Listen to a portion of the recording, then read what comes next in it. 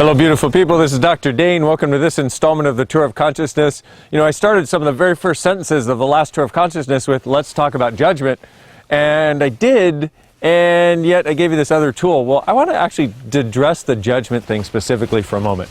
And let me tell you how this came up. I have a horse out here in this wonderful country out here, and it's kept at this stable.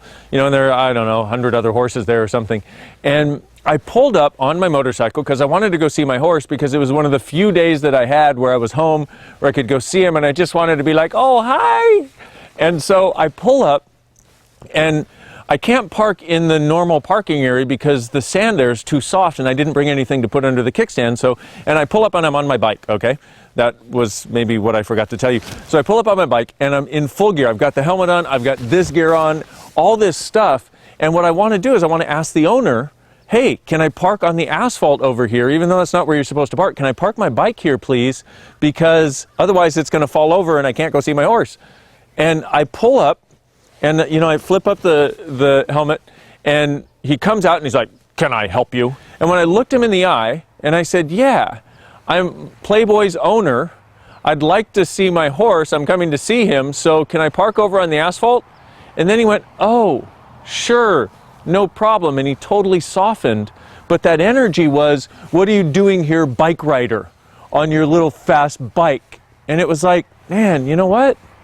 I've gotten stuff like that my whole life.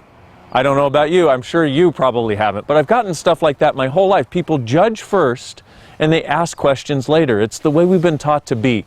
It's part of what I would like to change. And in the previous Tour of Consciousness, I was talking about how I had these points of view about motorcycle riders, just as an example. Why am I talking to you about motorcycle riding? Because it's one example of how we are in our lives where we kill ourselves. It's like to judge anything and separate from it before you even question it and see what value it might have and see what you could receive from it, causes you to put up all kinds of barriers around you and shut out the world. And from my point of view, the time has come for us to stop shutting out the world. The time has actually come for us to start embracing the world from a different place that has a lot less judgment in it, of us and of everything else. So if you get the energy I'm talking about, that's what I'm inviting you to. So here's all you got to do. You got to look and notice where you reject things.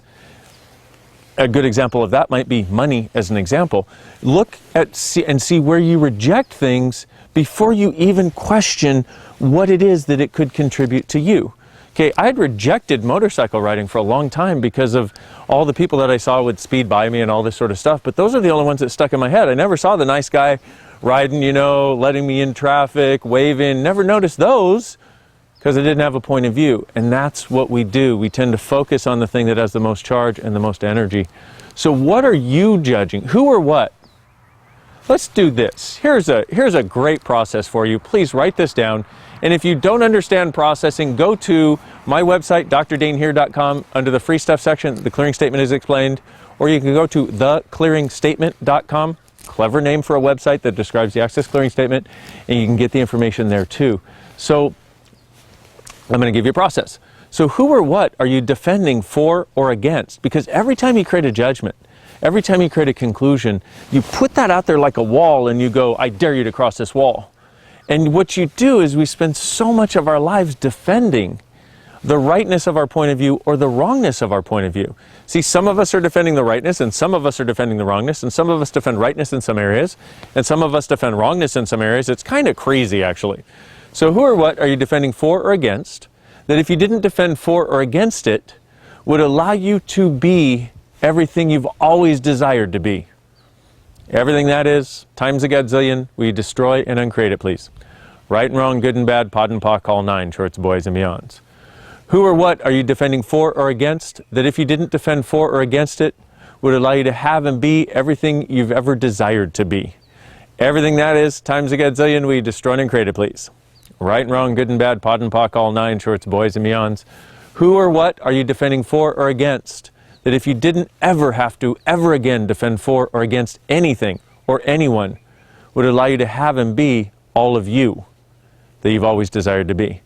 Everything that is, times a gazillion, we destroy and create it, please.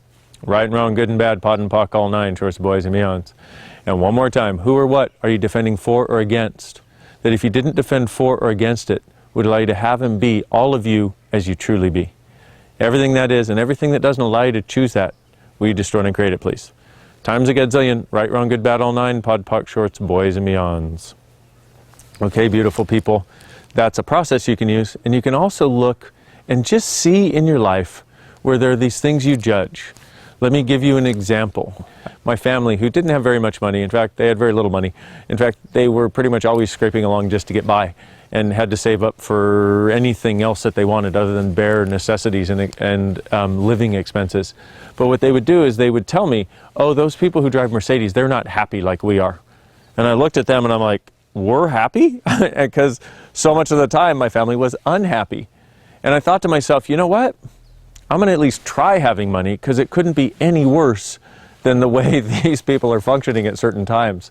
And so I did, and I made a demand in my universe that that was going to be one of the things that I was going to change in my life.